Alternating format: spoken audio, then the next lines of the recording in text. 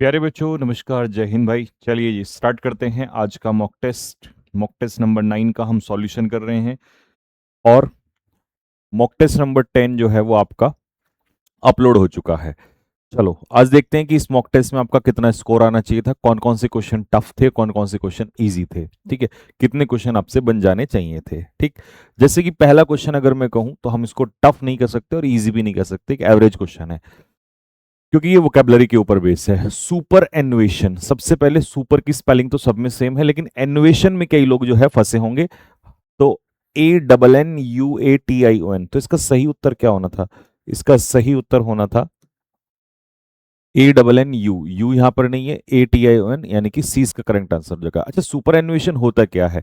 जैसे यहां पर कहा है सुपर एनुएशन बेनिफिट, मतलब रिटायरमेंट के बाद जो बेनिफिट होते हैं। सुपर एनुएशन का मतलब होता है रिटायरमेंट। ठीक है, रिटायरमेंट फ्रॉम सर्विस, सर्विस से रिटायरमेंट होना, इसे हम कहते हैं सुपर एनुएशन। ठीक है जी। चलो अगला वर्ड है पर्सीफ्लेज। पर्सीफ्लेज का मतलब होता है किसी से मजाक करना, है ना, चुटकुला टाइप का। ये दिया ना यहाँ पे, witty, clever and verbally skilled. तो जो हम क्लेवर रिप्लाई देते हैं, विटी रिप्लाई देते हैं, उसको हम लोग कहते हैं पर्सीफ्लेज। ये वो कैब में भी आ सकता है। पर्सीफ्लेज, PERSIFLAGE। अब क्योंकि पर्सी आना था तो ई आता है यहाँ पे, और फ्लेज में एक ही आएगा, तो आंसर क्या हो जाएगा इसका? ए इसका करेक्ट आंसर हो जाएगा। ठीक है, तो मजाकिया बातचीत को हम कहते हैं पर्सीफ्लेज। नेक्स्ट, अपना हेट हम क्यों उतारते हैं किसी के सामने? उसकी प्रशंसा में, प्रशंसा मतलब रेस्पेक्ट में एक तरीके से। To show admiration for someone, होता ना, किसी के सामने हम लोग ऐसे करके यूं हेट को रखता उतारते हैं, तो किसी के सम्मान में, है ना। चलिए, किसी की प्रशंसा या किसी के सम्मान में। अगला, by the skin of one's teeth. अगर मान लो आप रास्ते में जा रहे हैं, अचानक से गाड़ी आपके बराबर में से निकल गई, तो आप क्या करेंगे? यार मैं बाल बाल बचा। तो अब जब बाल बाल बचते हैं तो उसके लिए हम बोलते हैं by the skin of one's teeth, यानी कि with the barest possible margin. Barest का मतलब समझ रहे हो, बहुत ही ना के बराबर मार्जिन था, तो बाल बाल बचे, फिर इसका मतलब आप। ठीक है, next, Amit and his wife were a baby boy, मतलब उनको 10 साल के बाद, जब मैरिज मतलब की शादी हुई, तो उसके 10 साल के बाद उनको एक बेबी बॉय हुआ। अब डिलाइटेड विद का मतलब होता है हैप्पी, डिलाइटेड का मतलब होता है खुश होना। प्रोवाइडेड मतलब किसी को कोई चीज प्रदान करना, है ना। और ब्लेस्ड का मतलब होता है लकी होना। ठीक है, तो ब्लेस्ड विद का मतलब है कि वो देवर लकी, कि उन्हें 10 साल के बाद एक बच्चा हुआ है, तो यही इसका आंसर हो जाएगा। ठीक है, ब्लेस्ड का मतलब होता है लकी। ठीक है, next, the friends decided to play cards to time. अब यहां अब बताओ, क्या क्या सोच रहा हूं मैं अपने मन में? मैं ये सोच रहा हूं कि आपने गलत किस हिसाब से किया होगा ये क्वेश्चन, कई लोगों ने। क्योंकि कम वक्त ये समझ में नहीं आया कि यार टाइम को डिस्ट्रॉय करें, हिट करें, मर्डर करें, किल करें, है ना। तो ये कॉलोकेशन का क्वेश्चन है, to kill time. Kill time का मतलब होता है, फ्रेज बनता है किल टाइम, टाइम का मर्डर नहीं किया जाता है, टाइम को डिस्ट्रॉय भी नहीं किया जाता है। ठीक है, या तो टाइम को पास किया जाएगा या टाइम को किल किया जाएगा। किल टाइम का मतलब होता है कोई भी ऐसी चीज करना जिसमें आप अननेसेसरीली टाइम को पास कर रहे हैं, तो ये इसका आंसर होगा। ठीक है, ये रहा। मीनिंग तो खैर आपको सबके पता ही है, बट एक्चुअल में आप ये लिख लेना जब नोट्स में लिखोगे, किल टाइम का मतलब क्या होता है? To pass time without any purpose, बिना उद्देश्य के, है ना, ऐसे ही टाइम को बर्बाद करना या टाइम को पास करना। ठीक, चलो ये क्वेश्चन अच्छा था, इसमें आपको ग्रामेटिकली करेक्ट ढूंढना था। देखो इस क्वेश्चन को ध्यान से समझना। सबसे पहले जब यहाँ पे शी लिखा है तो शी सिंगुलर है ना। एक टीचर होने के नाते वो हमेशा मोटिवेट करती है स्टूडेंट्स को कि भाई अच्छे क्वेश्चंस पूछो। तो शी सिंगुलर है तो एनकरेज में एस या यस लगना चाहिए था, इसका मतलब ये वाला गलत हो गया। दूसरा, टीचर सिंगुलर नाउन है तो ऑब्वियस सी बात है सिंगुलर नाउन के साथ आर्टिकल लगेगा, यहां पर आर्टिकल नहीं था, तो इसका मतलब ये भी गलत हो गया। फिर एज द टीचर, देखो द टीचर का मतलब होता है किसी पर्टिकुलर टीचर की बात कर रहे हैं, लेकिन यहां पर पर्टिकुलर नहीं बात हुई है, यहां पर बात हुई है इन जनरल, कि एक टीचर के रूप में अगर एक टीचर के नजरिए से देखें तो वो हमेशा मोटिवेट करती है। तो यहां पर ये नहीं कह रहा कि भाई ये पर्टिकुलर टीचर की बात करिए, मतलब टीचर होने के नाते। तो यहां पर किसी डेफिनेट टीचर की बात नहीं करिए, एक जनरल बात बोली है। और जब हम जनरल बात बोल रहे होते हैं तो दा नहीं लगाएंगे, इसका आंसर होना चाहिए डी, इसका करेक्ट आंसर होगा। ठीक है, next, it was Rohan not his colleagues. देखिए रिलेटिव प्रोनाउन से पहले एंटीसीडेंट जैसा होगा वैसी ही तो यहां पर वर्ब आएगी। अब आपको लग रहा होगा कि कॉलीग्स है, लेकिन कॉलीग्स की बात नहीं हो रही है। एक्चुअल में इसका एंटीसीडेंट जो है वो रोहन है, क्योंकि managing the entire technical support team, पूरी टेक्निकल सपोर्ट टीम को कौन मैनेज कर रहा था? Rohan, not his colleagues. तो नॉट हिज कलीग्स का मतलब है कि कलीग्स मैनेज नहीं कर रहे थे, और जब ये मैनेज नहीं कर रहे थे तो फिर एंटीसीडेंट हम कौन मानेंगे? रोहन। और अगर रोहन को मानेंगे तो इसका सही उत्तर क्या होना चाहिए? यहां पर वॉज इसका आंसर होना चाहिए, 20 का करेक्ट आंसर हो जाएगा। नेक्स्ट, अब ये क्वेश्चन गलत नहीं करना था। अगर आपने ये गलत किया है तो फिर आपको और मेहनत करनी है, क्योंकि मैरी का केस तो आप पढ़ सकते हो, प्रपोजिशन में भी पढ़ सकते हो। मैंने कॉन्सेप्ट बुक के अंदर भी दिया हुआ है कि मैरी एक्टिव वॉइस में लेता है नो प्रपोजिशन, और पैसिव वॉइस में लेता है टू, और मैरिज के साथ आता है विद। तो यहां पैसिव है, इज एम आर के साथ थर्ड फॉर्म, तो ऑब्वियस ही बात है पैसिव में मैरी के साथ विद तो आएगा नहीं, टू आएगा यहां पर, है ना। अगला, अब अगर मैं शी मैरिड कह दूं डायरेक्टली सेकंड फॉर्म, इसका मतलब ये पैसिव नहीं है। पैसिव नहीं है तो फिर ये एक्टिव है, और अगर एक्टिव है तो एक्टिव में तो कोई प्रपोजिशन आती ही नहीं है, तो ये भी गलत हो जाएगा। अब अब जो तुमने गड़बड़ करी है ना वो बताता हूं आपको, है ना। तुमने देखा यहां पर ये प्रेजेंट है, तो इसके हिसाब से सी हैव मैरिज। पहली बात तो गधा, अगर किसी ने गलती की है तो वो गधा है, क्योंकि सी के साथ हैव तो आएगा ही नहीं ना किसी भी सेंस में। सी हैव मैरिज, है ना। तो फिर ये तो आपने बिल्कुल गलती की है। उम्मीद करता हूं इतना बड़ा ब्लंडर तो आपने नहीं किया होगा। She is married to, passive में आ जाएगा ये आपके पास, है ना, कि उसकी शादी हुई है एक रिच बिजनेसमैन से। तो पैसिव में मैरी के साथ क्या लगेगा? टू लगेगा। ठीक है, यहां तक बात समझ में आ रही है? तो हम क्या कर सकते हैं, इसको हम ऐसे लिख सकते हैं। यार ये इतना मोटा क्यों हो रहा है ये? हम इसको ऐसे लिख सकते हैं कि जो हमारा मैरी है ना, वो एक्टिव में, एक्टिव वॉइस में जाएगा नो प्रेपोजिशन, और पैसिव वॉइस में जाएगा किसके साथ? टू के साथ। पैसिव में लगेगा टू, और एक्टिव में कोई प्रेपोजिशन नहीं यूज होगी, है ना। चलो अगले पे आते हैं। अब ये भी सेंटेंस इंप्रूवमेंट का एक और क्वेश्चन था इसमें। जब तक उसको परमिशन नहीं मिली उसने अकेले ट्रैवल नहीं किया। यहां पर अगर होता विल, कि जब तक परमिशन नहीं मिलेगी तो वो ट्रैवल नहीं करेगा, तो होता प्रेजेंट कंडीशनल, है ना। अनलेस वाले में इधर प्रेजेंट इंडेफिनिट, उधर फ्यूचर इंडेफिनिट। बट यहां पर हिंट मिल रहा है कि ये तो मैंने, ये तो सेकंड कंडीशनल है। सेकंड कंडीशनल मतलब यहां पर पास्ट इंडेफिनिट, और फिर यहां पर वुड हो जाएगा। अब पास्ट इंडेफिनिट के हिसाब से देख लो, यहां पर परमिट्स नहीं होगा, ठीक है। प्रेजेंट तो अब भूल जाओ, फर्स्ट फॉर्म ये भी नहीं होगा, इसको भी हटा दो। अच्छा ये तो खैर वैसे ही हटेगा। तो फिर ये भी, विल भी नहीं होगा। अनलेस वाले में तो विल वैसे भी नहीं आएगा, क्योंकि कंडीशनल, जिस क्लॉज में कंडीशन होती है वहां तो विल शैल आप वैसे भी नहीं लगा सकते। अगर मान लो यहाँ विल शैल होता भी तो दो जो जगह विल शैल नहीं हो सकता, है ना। कंजक्शन वाले क्लॉज में नहीं होता फ्यूचर टेंस यूज। तो दोनों गलतियां हो गई। अब मुद्दा है कंजक्शन का, कि अनलेस और इफ। अब मीनिंग क्या निकाला, कि जब तक कि पेरेंट्स से परमिशन नहीं मिल गई तब तक उसने ट्रेवल नहीं किया। समझ रहे हैं? तो इसीलिए नहीं की सेंस में जब नहीं चाहिए तो इफ नहीं आएगा। इसका आंसर होगा सी। ठीक है, अब कुछ लोगों के अंदर का डाउट बताता हूं, जिन्होंने थोड़ा एक्स्ट्रा बुद्धि चलाई है। जो अच्छे स्टूडेंट है वो थोड़ा एक्स्ट्रा बुद्धि चला देते हैं कभी कभी। क्या, कि भाई यहां पर नॉट है तो अनलेस थोड़ी आएगा, अनलेस के साथ तो नॉट आता नहीं है, तो मैं इफ वाला लगाऊंगा। अबे नालायको, निकम्मो, तुम्हें ये नहीं पता कि यहां पर कॉमा मतलब ये क्लॉज खत्म हो गया, इसमें इसमें नॉट नहीं होना चाहिए यहां पर। इससे क्या फर्क पड़ रहा है? जिस क्लॉज के साथ कंजक्शन जुड़ा है उसी क्लॉज में यहां नॉट नहीं होना चाहिए, उससे होने दो, उससे क्या फर्क पड़ रहा है?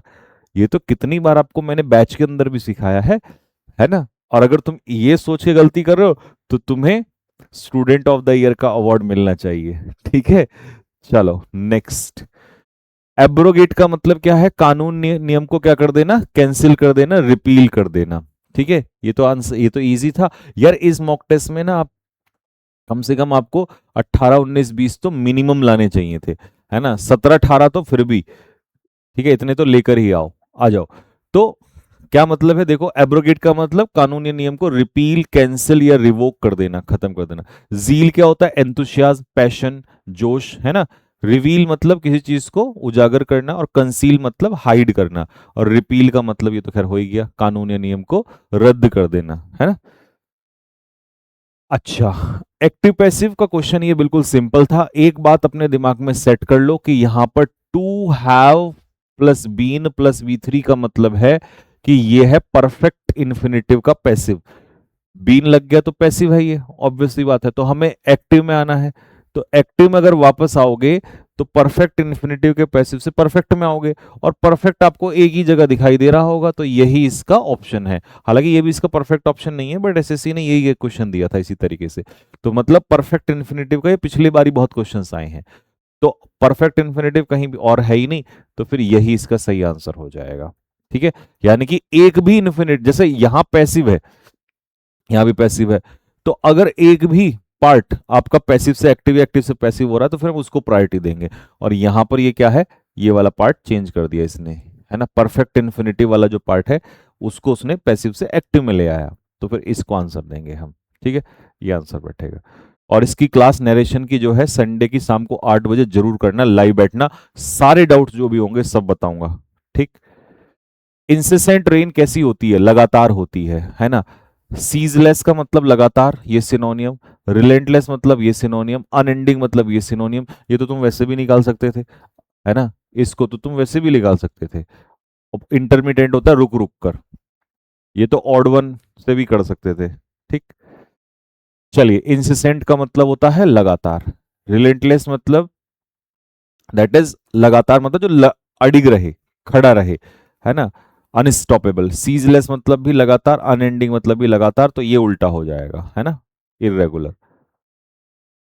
अब ये देखो नरेशन का क्वेश्चन। नरेशन के क्वेश्चन में सबसे पहले हमें ये देखना है कि यहां पर हेड प्लस वी थ्री है, मतलब पास्ट परफेक्ट। ठीक है, अब पास्ट परफेक्ट कैसे बनेगा, सारे ऑप्शन बन सकते हैं बनने को तो, बट एक पंगा सबसे पहले आपको बताता हूं क्या है। जब ये डायरेक्ट स्पीच में है तो डब्ल्यू एच वर्ड के बाद यहां पर सब्जेक्ट नहीं आएगा, सब्जेक्ट नहीं आएगा, दो ऑप्शन खत्म हो गए। अब बचा क्या है, पास्ट परफेक्ट का पास्ट परफेक्ट हो सकता है, पास्ट इंडेफिनिट का पास्ट परफेक्ट हो सकता है, दोनों ऑप्शन यहां पर सही है। बट दिक्कत क्या है, दिक्कत यह है कि फिर आई का आई नहीं रखोगे। ठीक है, आई का फर्स्ट पर्सन टीचर के हिसाब से क्या हो जाना चाहिए था, ही हो जाना चाहिए था, और यू सेकंड पर्सन मी के हिसाब से क्या होगा, आई। तो इसका जो सही उत्तर होगा 20 का सही उत्तर होगा। ठीक है, सेकंड पर्सन ऑब्जेक्ट के अकॉर्डिंग चेंज होगा। ठीक है। अच्छा जी, स्मॉल एनिमल्स के लिए जो शेल्टर होता है वो क्या होता है, देखिए स्टेबल में घोड़े रहते हैं, एवियरी में बर्ड्स रहती हैं, कैनल में डॉग्स रहते हैं, तो इसका सही उत्तर क्या होना चाहिए था, हच इसका करेक्ट आंसर होना चाहिए था। ठीक है। एन इमेज और model of a person specially one burned in protest. हाँ जी, प्रोटेस्ट में कौन सी वो जलाई जाती है, पुतला फूंका जाता है ना, तो उस पुतले को स्टेचू नहीं कहते, स्टेचू ऑफ लिबर्टी, है ना। तो उसको फूकेंगे थोड़ी ना, स्टेचू मूर्ति फूकने के लिए नहीं आती, डमी, डमी तो मोबाइल फोन की डमी भी हो सकती है ना, कॉपी होती है तो वो भी नहीं होगा। मैनिक्विन होता है वो वाला पुतला जो आप शोरूम वगैरह में देखते हो, है ना, डिस्प्ले करने के लिए ऑब्जेक्ट्स को, कपड़ों को डिस्प्ले करने के लिए, तो वो वाला। तो एक्चुअल में जो पुतला फूक देखते हैं ना, नेता वगैरह का पुतला फूका जाता है, वो एफिजी होता है। क्या होता है जी, एफिजी होता है। ठीक है। हाँ, ये रहा, डिस्प्ले क्लोथ्स के लिए मैनिक्विन आएगा, और प्रोटेस्ट के दौरान एफिजी आएगा। डमी बताई दिया, है ना, कॉपी। और स्टेचू ये तो खैर मूर्ति हो जाएगी। ठीक है। चलिए, होमोनियम्स में माउंटेनियर्स, पर्वतारोही जो थे, फाइनली रीच द माउंटेन, वो पर्वत पे पहुंचे। पर्वत की किस पे पहुंचे, चोटी पे पहुंचेंगे, तो ऑब्वियस सी बात है इसका आंसर पीक होना चाहिए यहां पर, है ना। विदाउट टेकिंग अ सिंगल, बिना क्या लिए, एट द डेंजरस क्लिफ, यानी कि जो खतरनाक चट्टान थी, है ना, उसकी तरफ एक झलक भी उन्होंने नहीं देखा, और उस झलक को हम कहते हैं पी डबल ई के पीक। क्योंकि ये वाला पाइक जो होता है ये तो एनोइंग होता है, मतलब नाराज होना, है ना, गुस्सा होना, इरिटेशन हो जाना। ठीक। अजिया, तो पीक का मतलब होता है किसी चीज की तरफ देखना, झांकना, है ना। और इस पीक का मतलब होता है पर्वत की चोटी, तो सबको पता, पाइक का मतलब होता है नाराजगी। ठीक। Next. The review committee found the research, review committee ने पाया किसको, रिसर्च को। रिसर्च यहां पर क्या है, आर्टिकल के बाद नाउन है। और कैसा पाया रिसर्च को, वर्थ, किसके वर्थ, पब्लिश करने के लायक। ठीक है, तो अब आपको देखना यह है कि जिस वर्ड से को आपसे पूछ रहा है ये यूज किसके कॉन्टेक्स्ट में हुआ है, तो ये किसकी इंफॉर्मेशन दे रहा है, रिसर्च की। भाई वर्थ कौन है, रिसर्च है, तो इसका मतलब नाउन की इंफॉर्मेशन, और नाउन की इंफॉर्मेशन जो बताए उसको क्या कहते हैं, एडजेक्टिव कहते हैं। तो ये हो जाएगा आंसर। और एक चीज याद रखना कि वर्थ का एक क्वेश्चन भी आता है आपके एग्जाम में, वर्थ अपने पीछे क्या लेता है, जिरंड लेता है। वर्थ वॉचिंग, वर्थ प्लेइंग, ठीक है, वर्थ रीडिंग, तो worth plus gerund. Next, okay. अब नाउ ये जो PQRS था ये वाला, इसमें बहुत कम ऐसा हुआ होगा कि आपको डायरेक्टली हिंट मिल रहा होगा। तो ऐसे PQRS भी एग्जाम में आएंगे, तो वहां पर आप क्या करना, उस समय पर कोशिश ये करना कि आप उसमें ना पहले ये ढूंढने कि टॉपिक है क्या, किसके बारे में बात हो रही है। ठीक है, अब मैं आपको इसको बताता हूं कि देखो, सबसे पहले जब आपने इसको पढ़ना स्टार्ट करा, तो इस पैसेज में एक्चुअल में बात किसकी हो रही है। अब जैसे यहां पर कहा कि स्प्रिंग स्टार्ट होता है मार्च में, और यहां पर कहा है spring is the best season of the year, साल का सबसे बेस्ट सीजन क्या होता है, स्प्रिंग होता है। तो यार एक सोचने वाली बात है, दिमाग लगाओ इसके अंदर कि कब स्टार्ट होता है, ये बात की बात है, पहले स्प्रिंग, साल, साल के अंदर स्प्रिंग सबसे बेस्ट होता है। तो शुरुआत हमारा क्या है, टॉपिक कहां से स्टार्ट हुआ है, हमारा टॉपिक स्टार्ट हुआ है यहां से, यानी कि डी से स्टार्ट होगा कि साल का सबसे बेस्ट जो सीजन होता है वो होता है स्प्रिंग। अब स्प्रिंग के बारे में बात होगी फिर आगे। ठीक है, पहले आया साल, उस साल के अंदर स्प्रिंग, अब स्प्रिंग की बातें होंगी, तो फिर डी से आप स्टार्ट करोगे, और डी के दो ऑप्शन है, डी के बाद ए या डी के बाद सी। ठीक है, तो अब ये तो बता दिया कि भाई साल के अंदर सबसे बढ़िया क्या है, स्प्रिंग। स्प्रिंग कब स्टार्ट होता है ये बताना है, फिर स्प्रिंग कैसा है ये बताना है। तो डी के बाद हो जाएगा सी, है ना, और सी के बाद होगा ए, क्योंकि सी में बताया कि स्प्रिंग मार्च में स्टार्ट होता है और मई में खत्म होता है। पहले तो साल के अंदर सबसे बढ़िया क्या है, स्प्रिंग, फिर स्प्रिंग कब स्टार्ट होता है, तब। अब इसके अंदर क्या क्या चीजें हैं, तो भैया स्प्रिंग सीजन वो होता है जिसमें charming sound of bees, humming, है ना, मधुमक्खियों की आवाज आती है ना, humming in the garden, birds twittering in the trees, है ना, चिड़ियाओं के चहचहाने की आवाज आती है, cuckoo getting mad with joy, है ना। तो ये बता रहा है आप लोगों को कि भाई अब इस सीजन में क्या होता है, अंदर बता रहा है आपको। तो सीधी सी बात है, DCAB, DCAB इसका करेक्ट आंसर हो जाएगा। नेक्स्ट, अच्छा, जब आप इसको देख रहे होंगे तो इसमें क्या किया होगा आपने, व्हेन दिस एक्स्ट्रा वाटर, कौन सा एक्स्ट्रा वाटर ये तो हमें नहीं पता, है ना, हटा दो यहां से, क्योंकि दिस से पहले आपको बताना पड़ेगा किसकी बात हो रही है। ठीक है, फिर उसने कहा more water evaporates from soil, plants, lake and seas as the atmosphere warms, the atmosphere can store an additional 4% water from every, one of the most obvious indications of climate change is heavier rainfall. देखो ये है topic, actual में topic start कहां से हुआ है वो ये है, सबसे पहले आपको ढूंढना पड़ेगा टॉपिक है क्या, फिर उसके अंदर बात क्या हो रही है। टॉपिक ये है कि one of the most obvious indications of climate change, climate change की बात हो रही है। ठीक है, तो क्लाइमेट चेंज का एक सबसे खतरनाक इंडिकेशन क्या है, हैवियर रेनफॉल, भारी बारिश होना। अब डी के बाद सी एक बार चेक कर लो, more water evaporates from the soil, lakes, he's as the atmosphere, जैसे ही पानी गर्म होता है, अब इसी को तो एक्सप्लेन किया ग्लोबल क्लाइमेट चेंज को ही, कि भाई जैसे पानी गर्म होता है तो ज्यादा पानी जो है, सॉरी, जैसे एटमॉस्फेयर गर्म होता है वैसे ही पानी, बहुत ज्यादा पानी क्या होता है, उड़ने लग जाता है, भाप बनने लग जाती है उसकी। ठीक है, अब फिर इसके बाद क्या बताया है इसने, the atmosphere can store 4% of water vapour, 4% water vapour जो है वो स्टोर कर सकता है। और फिर इसकी बात कर रहा है जब व्हेन दिस एक्स्ट्रा वाटर, तो फिर तो इसका मतलब सही जा रहे हैं हम, फिर तो डी के बाद सी के बाद बी, DCBA।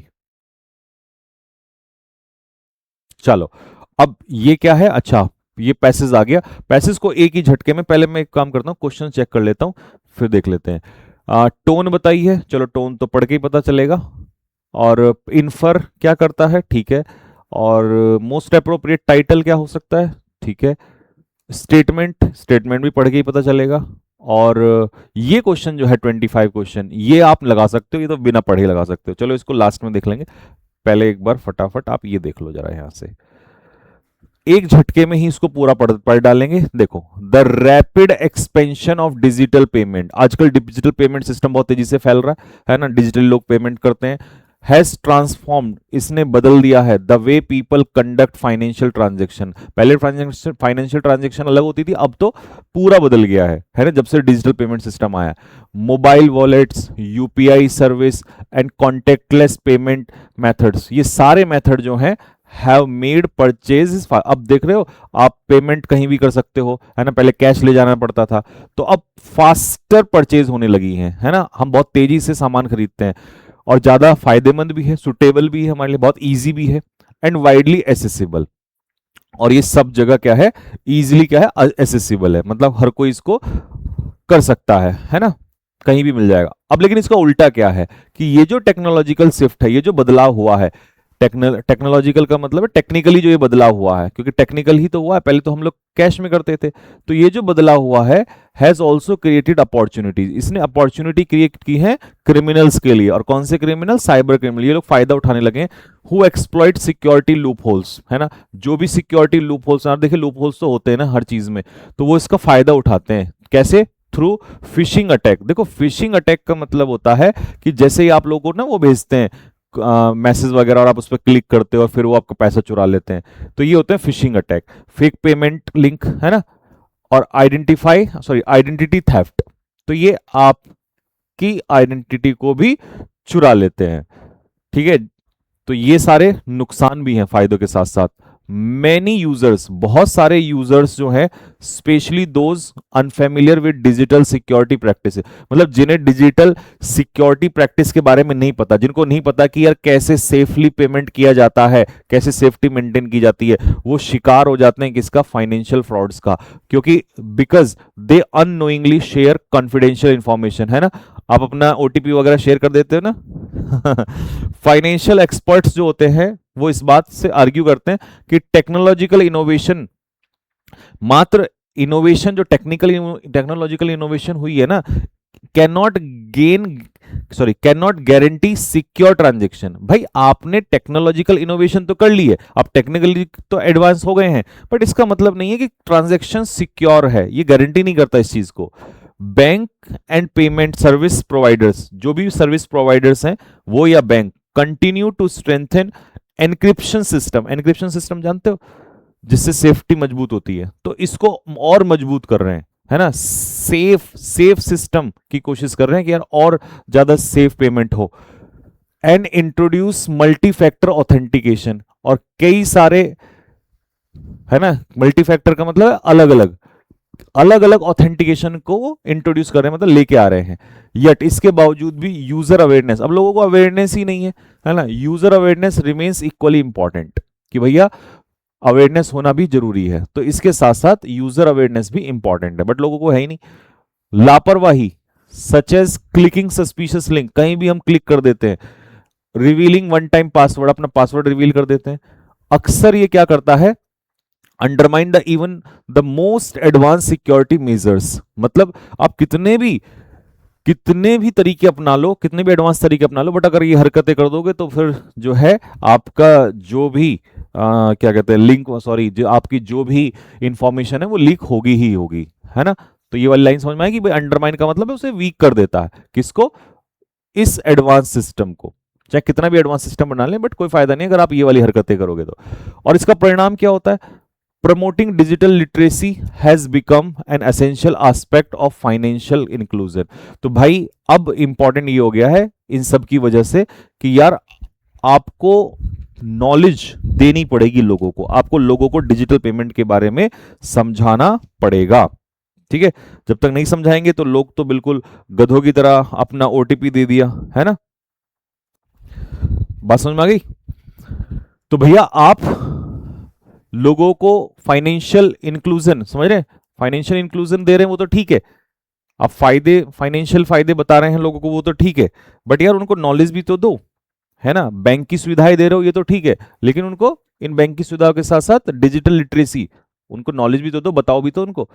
अच्छा, एड्रेसिंग दीज चैलेंजेस, इन समस्याओं को अगर एड्रेस करना है तो किस चीज की जरूरत है, कोलैबोरेटिव एफर्ट्स, मतलब सबको मिलके आना पड़ेगा, है ना, फ्रॉम फाइनेंशियल इंस्टीट्यूशंस, मतलब ये नहीं कि यार खुद ही करना है, सबको ही आना पड़ेगा, चाहे वो कोई भी हो, ठीक है, चाहे वो बैंक हो, है ना, रेगुलेटरी अथॉरिटीज हो, और चाहे टेक्नोलॉजिकल कंपनी हो, है ना, और चाहे फिर वो हम लोग खुद भी हो, सबको आना पड़ेगा। पब्लिक अवेयरनेस कैंपेन चलाने चाहिए, रेगुलर सॉफ्टवेयर अपडेट होना चाहिए, है ना, prompt reporting of fraudulent activities, कोई भी एक्टिविटी हो रही है ना फ्रॉड एक्टिविटी, उसको तुरंत इन्फॉर्म करें, strict information enforcement of cyber security regulation, और जो भी हमारे साइबर सिक्योरिटी रूल्स हैं उनको फॉलो करें। इससे क्या होगा, ये डिजिटल पेमेंट फ्रॉड को कम कर सकता है। Unless users adopt responsible online practice, यार आपको जो है कैसे भी, भाई यूजर्स का मतलब तो हम ही है ना, तो हमें क्या अपनाना है, रिस्पॉन्सिबल ऑनलाइन प्रैक्टिस, मतलब जिम्मेदारी से हम ये सब चीजें करें, उसके साथ साथ टेक्नोलॉजिकल सेफगार्ड्स, और हमें सेफ्टी भी अपनानी है, टेक्निकल सेफ्टी भी अपनानी है पेमेंट करते समय, है ना। साइबर थ्रेट तब तक क्या नहीं होगा, साइबर थ्रेट में कंटिन्यू टू इवॉल्व, तब तक ये साइबर थ्रेट चलते ही रहेंगे, and compromise public trust in digital financial system, और क्या होता रहेगा, लोगों का डिजिटल सिस्टम पे, डिजिटल पेमेंट से भरोसा उड़ता रहेगा। ठीक है, आ गया जी समझ में, मेनली ये किसके बारे में है। लो आ जाओ, सीधा सा क्वेश्चन लगाओ, क्या ये मजाकिया बात हो रही है, नहीं, कोई ह्यूमरस चीज नहीं है यहां पर, ठीक है, ह्यूमरस का मतलब होता है मजाकिया, ठीक। अच्छा, क्या इमोशनल बात हो रही है, सरासर गलत है, कोई इमोशनल बात नहीं हो रही है, ठीक है। क्या यह सेलिब्रेशन हो रहा है किसी चीज का, नहीं, यहां पर हो रहा है एनालिटिकल एनालिसिस हो रहा है, और कॉशनरी बताया जा रहा है कि भाई किन किन बातों का ध्यान रखना है, पहले तो एनालिसिस भी किया जा रहा है और फिर बताया जा रहा है कि किन किन चीजों का हमें ध्यान रखना है, तो ये होगा इसका आंसर। अच्छा जी, क्या इन्फर कर सकते हैं, advance technology alone is sufficient, नहीं, केवल टेक्नोलॉजी से काम नहीं चलेगा, यूजर अवेयरनेस एक बड़ा रोल प्ले करती है इन इंश्योरिंग सिक्योरिटी डिजिटल ट्रांजेक्शन, बिल्कुल सही है, अवेयरनेस का होना बहुत जरूरी है, digital payment system should replace cash immediately, अरे नहीं नहीं, कैश को तो हटाया ही था हमने, cyber crime can never be control, ऐसा नहीं है, future of traditional banking, appropriate title, भाई ट्रेडिशनल बैंकिंग का future, okay, digital payment convenience, फायदे तो हैं, साथ के साथ साथ रिस्क भी है, यही इसका आंसर होगा, यही टाइटल होना चाहिए, है ना। अच्छा जी, banks continue to strengthen security measures such as encryption and multi factor authentication, हाँ बैंक तो ये काम कर रहे हैं, है ना, बैंक तो मजबूत कर रहे हैं, कोशिश कर रहे हैं कि भाई क्या क्या हम एनक्रिप्शन कर सकते हैं, है ना, जैसे कि एनक्रिप्शन हो गया, मल्टी फैक्टर ऑथेंटिकेशन हो गया, तो ये तो कदम उठा रहे हैं, यूजर्स की लापरवाही कमजोर कर सकती है, ये भी सही है, इसका मतलब दोनों सही हैं।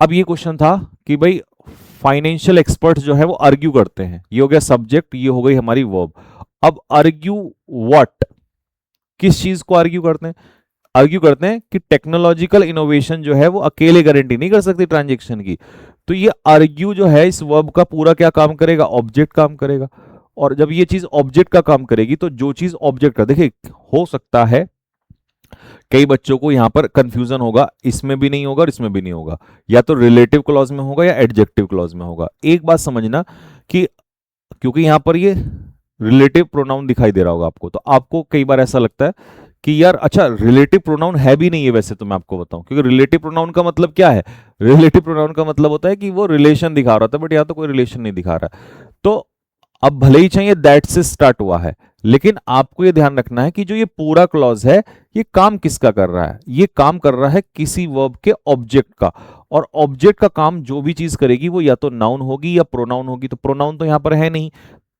है ना, प्रोनाउन तो यहां पर है नहीं, तो इसका सही उत्तर क्या होगा, इसका सही उत्तर होगा दैट इज नाउन क्लॉज,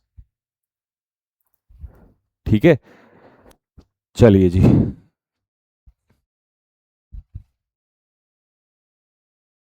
ठीक है भाई, तो इसका सही उत्तर नाउन क्लॉज हो जाएगा, नाउन क्लॉज क्यों हो जाएगा उसका भी आप लोगों को रीजन जो है वो बता दिया है, समझ में आया, क्योंकि ये वाला क्वेश्चन हो सकता है कई बच्चों का गलत होगा कि फाइनेंशियल एक्सपर्ट्स जो हैं वो आर्ग्यू करते हैं, किस चीज पे आर्ग्यू करते हैं, आर्ग्यू क्या है उनका कि भाई दैट, अब ये सारा जो है ये आर्ग्यूमेंट ही तो है, आर्ग्यू व्हाट, तो ये ऑब्जेक्ट का काम कर रहा है, ठीक है, और ऑब्जेक्ट का काम जो है क्या ही करेगा, ऑब्जेक्ट का काम कौन ही करेगा, तो जो चीज ऑब्जेक्ट का काम करेगी वो क्या हो जाएगी, वो नाउन हो जाएगा।